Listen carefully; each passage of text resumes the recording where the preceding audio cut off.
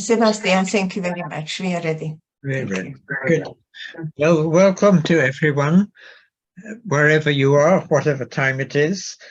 And we've got a very special occasion today. We have Professor Aristotle Papanikolaou from Fordham University. He's Archbishop Demetrios Chair in Orthodox Theology and Culture, and he's also co-director of the Orthodox Christian Studies Center at Fordham, a wonderful institution whose newsletter is fascinating. I get it every week. I'm most grateful.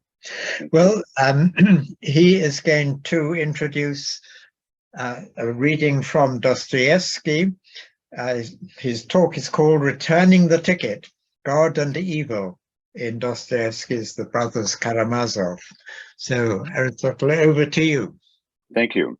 So I'll just kind of dive in. I'm assuming people are familiar with Dostoevsky's famous novel, Brothers Karamazov. If not, I can maybe fill in the gaps afterwards.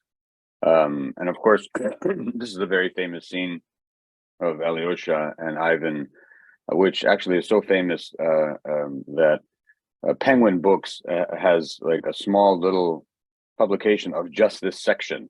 Penguin Books has just this section, which also, of course, includes the Grand Inquisitor as well, which I'm not including, but we can. There are a few passages there that I think are relevant, and we can maybe reference them or talk about them. But in general, I think I'd like to just address the question of, I think the what Ivan says, it just gives us a chance to talk about the question of God and evil in general, quite honestly, just the question in general. And it's really the question surrounding, excuse me, the point of what we call Theodices, right? Attempts to explain how God and evil can coexist, how there can be a loving God when evil is in the world, etc. So I will, you know, I'm supposed to speak for about 40 minutes, but we can have an open discussion right after I start reading as well. I want to maybe just see, maybe we can talk together about what Dostoevsky is trying to do here with Ivan and Alyosha as well. Because I remember my teacher, David Tracy, once saying, pay attention to Alyosha. He says, he never fights back. He never defends. He never proposes an alternative theodicy. Basically, he said he never responds. And so I think it would be important to also just see the figure of Alyosha too, like what's going on there, and that part of Dostoevsky's own response or struggles with this question, right? So I'm not going to read the whole Rebellion. Some of you are familiar with this, of course, know that Ivan gives us many examples of really horrible events. According to the footnotes, these are based on true events that Dostoevsky himself knew about. So I'm going to read the first one, and then I'm going to go to the general, and then talk about Ivan's conclusions, and then we can maybe kind of talk in general just about theodicies and what Dostoevsky is trying to do here. And then I'll just give you my own take, I guess, about how we should be thinking about this question, which I think has something to do with what Dostoevsky is trying to say. So I think hopefully this will be about just a 10-minute read, and I will, so I will read that, and then we'll just kind of just talk about this wonderful passage. So I don't know if it's going to come up on the screen or not, but I'm just going to begin. So chapter 4, Rebellion. I must make an admission, Ivan began. I never could understand how it's possible to love one's neighbor. In my opinion, it is precisely one's neighbor that one cannot possibly love.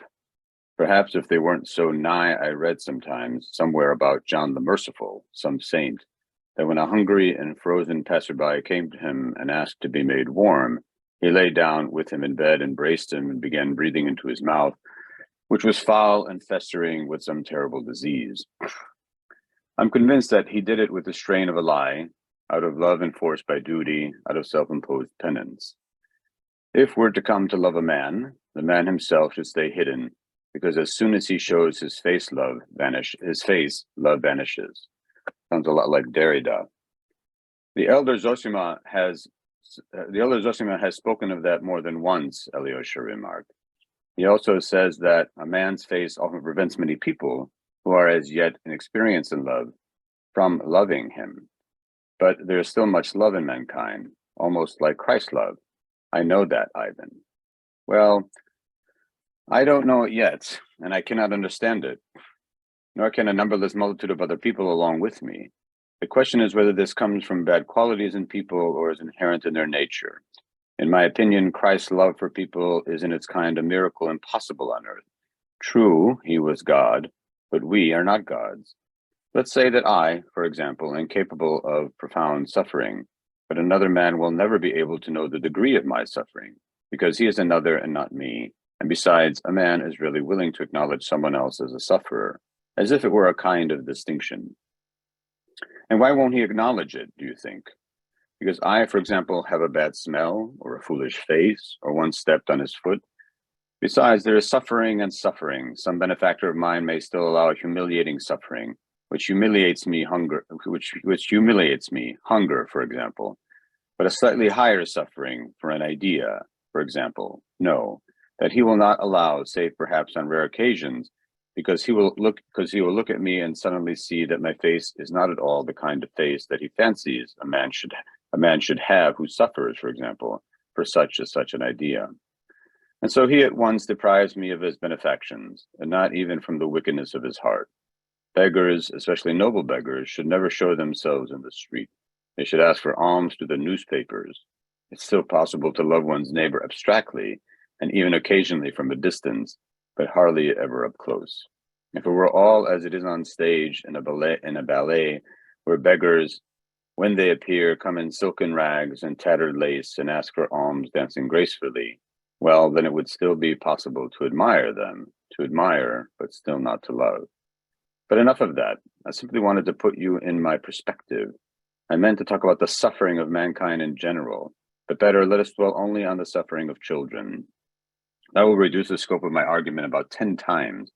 But even so, it's better if we keep to children. The more unprofitable for me, of course.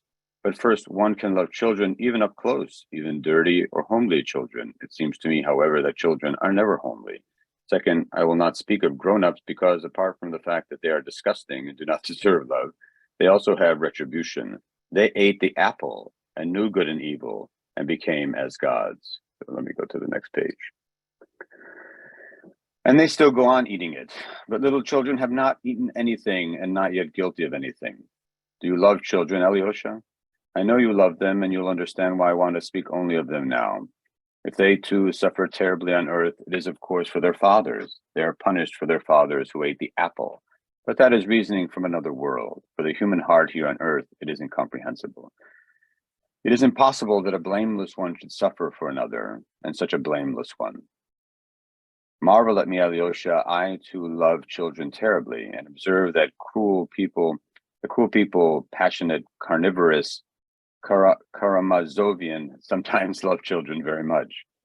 Children, while they are still children, up to the age of 7, for example, are terribly remote from grown-up people, as if they were different beings of a different nature.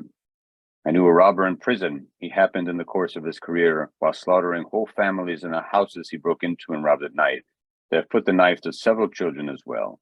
But he showed a strange affection for them while he was in prison. He spent all his time at the window, watching the children playing in the prison yard.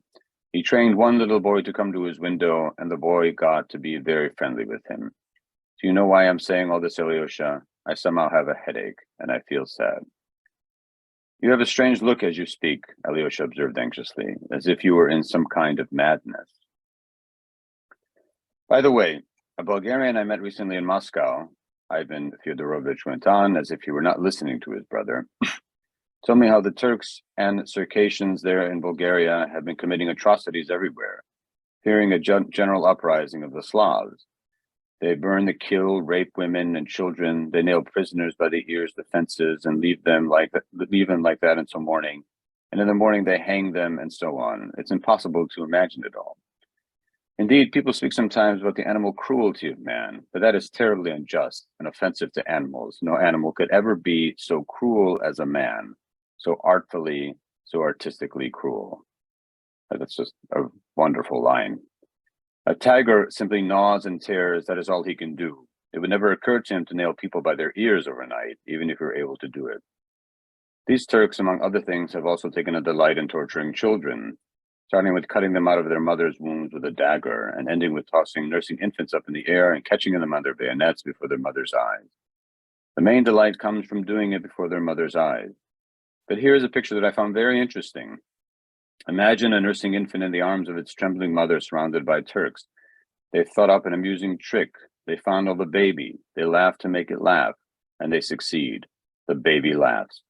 At that moment, a Turk aims a pistol at it, 4 inches from its face. The baby laughs gleefully, reaches out its little hands to grab the pistol, and suddenly the artist pulls the trigger right in its face and shattered its little head. Artistic, isn't it? By the way, they say the Turks are very fond of sweets. What are you driving at, brother? Alyosha asked. I think that if the devil does not exist, and man has therefore created him, he has created him in his own image and likeness. I think that's a reference to Feuerbach, by the way. So let's go down now to page 242. Right, 242. So the first, I guess, full paragraph, about 2/3 of the way down.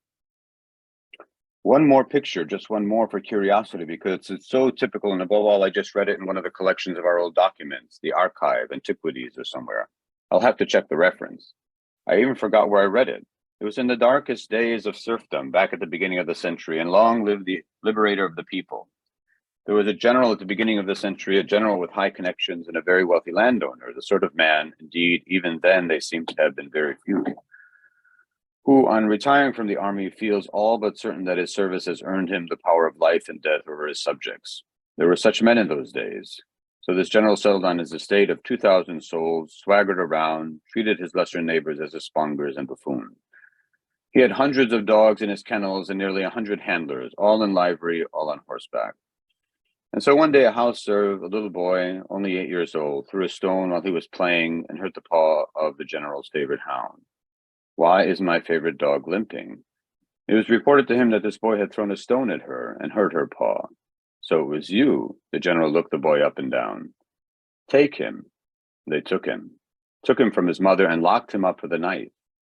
In the morning, at dawn, the general rode out in full dress for the hunt, mounted on his horse, surrounded by spongers, dogs, handlers, huntsmen, all on horseback. The house serfs are gathered for their edification, the guilty boy's mother in front of them all. The boy is let out of the lockup, a gloomy, cold, misty autumn day, a great day for hunting.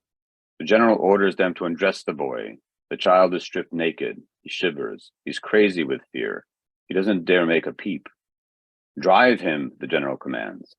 The huntsmen shout, run, run. The boy runs. Sick him, screams the general, and looses the whole pack of wolfhounds on him. He hunted him down before his mother's eyes, and the dogs tore the child to pieces. I believe the general was later declared incompetent to administer his estates. Well, what to do with him? Shoot him? Shoot him for the moral satisfaction? Speak, Alyoshka. Shoot him, Alyosha said softly, looking up at his brother with a sort of pale, twisted smile. Bravo, Ivan yelled in a sort of rapture. If even you say so, then, a fine monk you are. See what a little devil is sitting in your heart, Alyoshka Karamazov. What I said is absurd, but that's just it. That but, Ivan was shouting. I tell you, novice, that absurdities are all too necessary on earth. The world stands on absurdities, and without them, perhaps nothing at all would happen. We know what we know. What do you know? I don't understand anything. Even Ivan went on as if in delirium, and I no longer want to understand anything. I want to stick to the fact. I made up my mind long ago not to understand. If I wanted to understand something, I would immediately have to betray the fact. But I've made up my mind to stick to the fact. Why are you testing me? Alyosha exclaimed with a rueful strain. Will you finally tell me? Of course I'll tell you. That's just what I've been leading up to. You are dear to me. I don't want to let you slip, and I won't give you up to your Zoshima. Ivan was silent for a moment. His face suddenly became very sad. Listen to me. I took children only as to make it more obvious about all the other human tears that have soaked the whole earth through from crust to core. I don't say a word. I purposely narrowed down my theme. I am a bedbug, and I confess in all humility that I can understand nothing of why it's all arranged as it is. So people themselves are to blame. They were given paradise, they wanted freedom and stolen fire from heaven, knowing that they would become unhappy. So why pity them? Oh, with my pathetic earthly Euclidean mind, I know only that there is suffering, that none are to blame, that all things follow simply and directly from one another, that everything flows and finds its level, but that is all just Euclidean gibberish. Of course I know that, and of course I cannot consent to live by it. What do I care that none are to blame, and that I know it? I need retribution, otherwise I will destroy myself. And retribution, not somewhere and sometime in infinity, but here and now on earth, so that I see it myself. I have believed and I want to see for myself. And if I am dead by that time, let them resurrect me, because it will be too unfair if it all takes place without me. Is it possible that I've suffered so that I, together with my evil deeds and suffering, should be manure for someone's future harmony? I want to see my own eye. I want to see with my own eyes the hind lie down with the lion, and the murdered man rise up and embrace his murderer. I want to be there when everybody suddenly finds out what it was all for. All religions in the world are based on this desire, and I am a believer. But then there are the children, and what am I going to do with them? That is the question I cannot resolve. For the 100th time, I repeat, there are a host of questions, but I've taken only the children, because here what I need to say is irrefutably clear. Listen, if everyone must suffer in order to buy eternal harmony with their suffering, pray tell me, what have children got to do with it? It's quite incomprehensible why they should have to suffer and why they should buy harmony with their suffering. Why do they get thrown on the pile to manure someone's future harmony with themselves? I don't understand solidarity and sin among men. Solidarity and retribution I also understand, but what solidarity and sin do little children have? And if it is really true that they too are in solidarity with their fathers and all the fathers' evil doings, that truth certainly is not of this world and is incomprehensible to me. Some joker will say perhaps that in any case the children will grow up and have time enough to sin. But there's this boy who didn't grow up and was torn apart by dogs at the age of 8. Oh, Alyosha, I'm not blaspheming. I do understand how the universe will tremble when all in heaven and under earth merge in one voice of praise, and all that lives and has lived cries out, "Just art thou, Lord, for thy ways are revealed." Oh yes, when the mother and the torturer whose hounds tore her son to pieces embrace each other, and all three cry out with tears, "Just art thou, Lord," then of course the crown of knowledge will have come, and everything will be explained. But there is the hitch. That is what I cannot accept. And while I'm on earth, I hasten to take my own measures. You see, Alyosha, it may well be that if I live into that moment or rise again in order to see it, I myself will perhaps cry out with all the rest, looking at the mother embracing her child's tormentor. Just art thou, Lord, but I do not want to cry out with them. While there is still time, I hasten to defend myself against it, and therefore I absolutely renounce all higher harmony.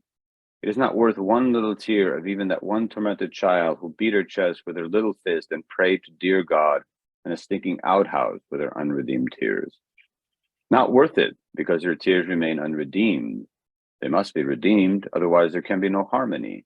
But how? How will you redeem them? Is it possible? Can they be redeemed by being avenged? But what do I care if they are avenged? What do I care if the tormentors are in hell? What can hell set right here if these ones have already been tormented? And where is the harmony if there is hell? I want to forgive and I want to embrace. I don't want more suffering. And if the suffering of children goes to make up the sum of suffering needed by truth, then I assert beforehand that the whole of truth is not worth such a price. I do not finally want the mother to embrace the tormentor who lets his dogs tear her son to pieces. She dare not forgive him. Let her forgive him for herself, if she wants to. Let her forgive the tormentor her immeasurable maternal suffering. She has no right to forgive the suffering of her child who was torn to pieces. She did not forgive the tormentor, even if the child himself were to forgive him. And if that is so, if they dare not forgive, then where is the harmony? Is there in the whole world a being who could and would have the right to forgive? I don't want harmony for love of mankind. I don't want it. I don't want to remain with unrequited suffering. I'd rather remain with my unrequited suffering and my unquenched indignation, even if I am wrong. Besides, they have put too high a price on harmony. We can't afford to pay so much for admission, and therefore I hasten to return my ticket, and it is my duty, if only as an honest man, to return it as far ahead of time as possible, which is what I am doing. It's not that I don't accept God, Alyosha. I just most respectfully return him the ticket. That is rebellion, Alyosha said softly, dropping his eyes. Rebellion. I don't like hearing such a word from you, Ivan said with feeling. One cannot live by rebellion. I don't want to live. Tell me straight. I call on you. Answer me. Imagine that you yourself are building the edifice of human destiny with the object of making people happy in the finale, of giving them peace and rest at last, or that you must inevitably torture just one tiny creature, the same child who is beating her chest with her little fists, and raise your edifice on the foundation of her unrequited tears. Would you agree to be the architect on such conditions? Tell me the truth. No, I would not agree, Alyosha said softly. And can you admit the idea that the people for whom you are building would agree to accept their happiness and the unjustified blood of a tortured child, and having accepted it to remain forever happy? No, I cannot admit it, brother, Alyosha said suddenly, his eyes beginning to flash. You asked me just now if there is in the whole world a being who could and would have the right to forgive. But there is such a being, and he can forgive everything, forgive all and for all, because he himself gave his innocent blood for all and for everything. You've forgotten about him, but it is on him that the structure is being built, and it is to him that they will cry out, just art thou, O Lord, for thy ways have been revealed. Ah, yes, the only sinless one in his blood. No, I have not forgotten about him. On the contrary, I've been wondering all the while why you hadn't brought him up for so long, because in discussions your people usually trot him out first thing. You know, Alyosha, don't laugh. I composed a poem once about a year ago. If you can waste 10 more minutes on me, I'll tell it to you. You wrote a poem? Oh no, I didn't write it, Ivan laughed. I've never composed 2 lines of verse in my whole life. But I made up this poem and memorized it. I made it up in great fervor. You'll be my first reader. I mean, listener. Why indeed should an author lose even one listener? Ivan grinned. Shall I tell it or not? I'm listening carefully, said Alyosha. My poem is called The Grand Inquisitor, an absurd thing, but I want you to hear it. So, I won't say too much. There's so much richness here that maybe we can open up a discussion, but one of the things that's very clear here is that Ivan, so again, I'm sure all of you know this, that when it comes to the question of God and evil, we have this word called Theodices. And somehow we have to try to make sense, give reasons, explain what's going on, why there's evil, and how can we justify the presence of evil and still claim that God is good and loving and omnipotent and all these other things. And some of you know some of these theodicies. I mean, to say that there's a devil can maybe be a theodicy. It sort of gets God off the hook. To say that it's simply a result of free will, that's one of the more common theodicies. And there's a theodicy by the process philosophers, right? The process philosophers and the process theologians, that we're kind of getting God wrong in a sense, that God really isn't omnipotent and omniscient the way we thought, but that, you know, God is somehow the great predictor, or but has more power to influence, but is not really in control in the way that we think, right? So that also seems to but Ivan here is clearly rejecting theodicies. He's clearly rejecting all theodicies. So that's maybe one of the first things we can talk about, is whether that makes sense. But he's rejecting all theodicies, and here he's not necessarily original. It's, you know, that's in the book of Job, right? The Job, of course, you're all familiar with the book of Job. But Job has his friends telling him, well, you must have done something. And that's a theodicy, like, this just couldn't have happened. You must have earned it. You must have done something wrong. And Job I mean, it's really quite fascinating. A 3,000-year-old text, Job fights back and says, no, I didn't. I reject all your theodicies. I reject your explanations. I reject your attempt to rationalize this or give reasons for it. And then, of course, as all of you well know, we have a dialogue between Job and God. And this is where, of course, there are different kinds of interpretation. Some interpret it as God telling Job just to be quiet and stop complaining. I do think that the Christian tradition gets this a bit wrong. And there's a book by Susan Schneider, I think, that written quite a few years ago, but that investigates this. There's patience of Job, but I don't see very much patience in that book by Job. He does engage. I think what's interesting about the text is something that his friends are trying to give him explanation. But what's really interesting in the text is that God has to come down. What's also interesting in the text is that God does not explain it. God does not do what the friends do. God says things like, were you there when I made the moon and the stars, etc.? And my reading of this, and perhaps we can also discuss this, my reading is that God is saying, look, even if I tried to give you an explanation, you wouldn't be able to get it. You don't have my vantage point. And my read of that situation is God is basically telling him, look, you wouldn't be able to understand. There is no way to understand. Perhaps there's even no understanding of it, but you have to trust me. And of course, Job says, okay, and then ultimately gets everything back. That's my read of the book of Job. I mean, the other person who we can mention following in this line of rejecting Theodices is Elie Wiesel. If you read Night, but if you read the first volume of his memoirs, it's really very powerful. There's a famous scene in Night where the boy is hanging on the gallows. And some people like to interpret that as sort of the suffering God, because Wiesel recounts how he said in that moment that there is God hanging on the gallows. And some people interpreted that as sort of an affirmation of Nietzsche's death of God, and Wiesel rejects that. But some people interpret it along the lines of the suffering God, sort of the crucified God. And Wiesel also rejects that. He says, what good is it if God suffers along with us? Why must he add his suffering to ours?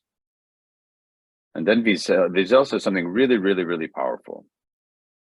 And of course, we all know Elie Wiesel maintained his faith. He maintained his faith, so he didn't reject God. He wasn't an atheist.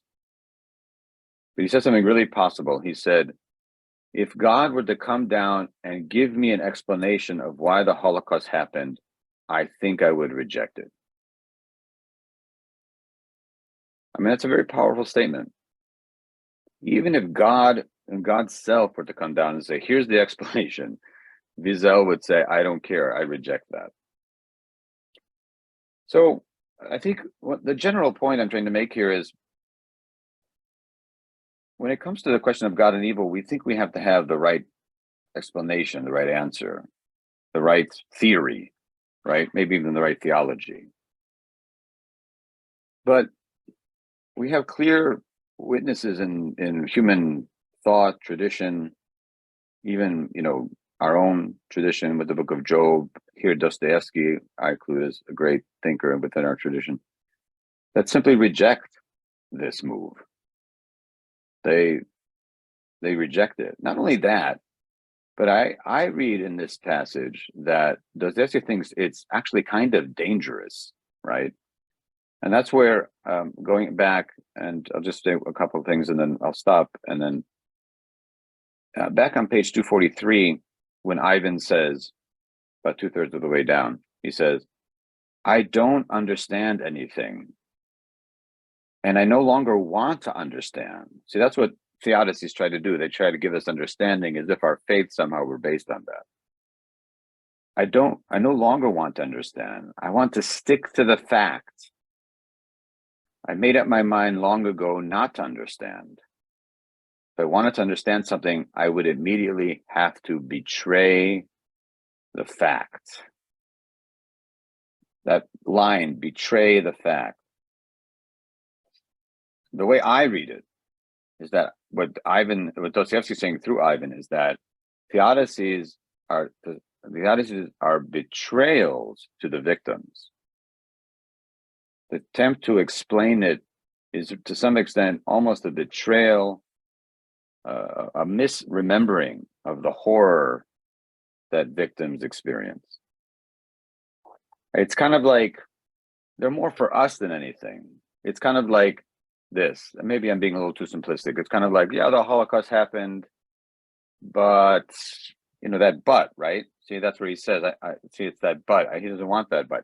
The Holocaust happened, but the Nazis will go to hell, and we don't have to think about that anymore. So Theodices can perhaps make us complacent. They can perhaps get us to feel, like we don't really need to be on guard, be aware, to respond. Theodices ironically seem there to kind of strengthen our faith, but in a way they can almost get us to miss the point. And so if there are if we shouldn't engage in theodicies, if the point is not to engage in theodicies, then what should we do? And I think Visel, again, the answer is in Alyosha, right?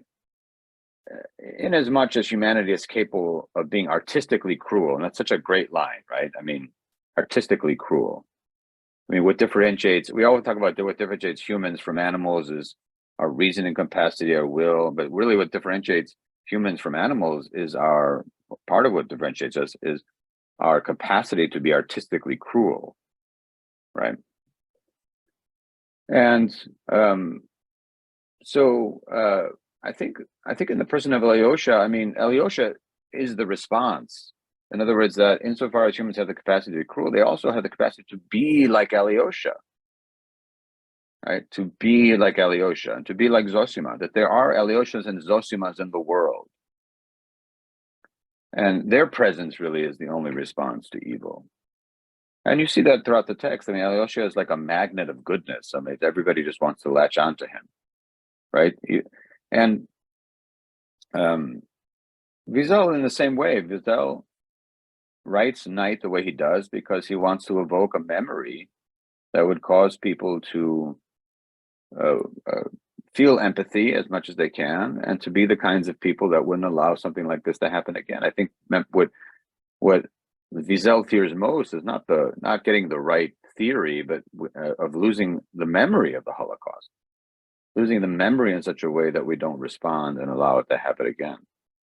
And it's a very iconic understanding of memory. It's a memory that through the Book of Night we can imagine as much as possible what it's like to be in that kind of situation, and to evoke the kinds of feelings that we would not that would make us the kind of people that perhaps would fight against that kind of tragedy. That's in a way that's why the Holocaust Museum in Washington, D.C. is so brilliant, because it's constructed for people to feel when they walk through and when they walk out, and not just simply to get like cognitive information, right? There's something performative about that museum that's very, very powerful. And also the Museum of African American Studies and at Washington, D.C. as well. So that's my first point, and maybe I'll stop here just to hear your thoughts, because I do want to end with a little reflection on something related to all this as well, about evil and love, and perhaps a passage in the passage in the Grand Inquisitor, which I think indicates Dostoevsky's response, really, when especially in the Grand Inquisitor, I'll try to find it here. When the Grand Inquisitor basically tells Jesus that you overestimated human beings' capacity, right? That's on page 256.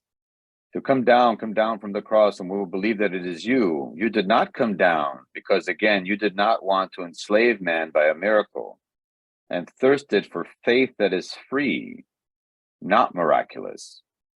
You thirsted for love that is free, and not for the servile raptures of a slave before a power that has left him permanently terrified. So I think it gets back to this idea of this is not a theodicy. It's just simply a fact that in the face of evil, we're called to have a relationship with God of trust. And in that sense, one that is free, one that is not conditioned on God coming down and solving all our problems, one that is not conditioned on God coming to the rescue. Yeah, and that's a difficult kind of faith. I think to have. So I'll stop there, and would love to hear your thoughts and comments and reflections on this really, really remarkable passage. So Thank you so much for introducing us to this amazing passage. I mean, it's absolutely horrific. I fear that our time is run out, but I'm sure this is a topic which could go on to eternity. But thank you very much. No, my pleasure. Someone actually, it'd be great if someone did the Grand Inquisitor as well, and then we could just do part two or something. Right. Part 2 or something. Yes, that would be good. Thank you for having me. Thank you very much. This was a wonderful, really stimulating Thank you. time, and goodbye to everyone for another month. Good to see everyone. Kalau Pasca. ABCs. Thank you.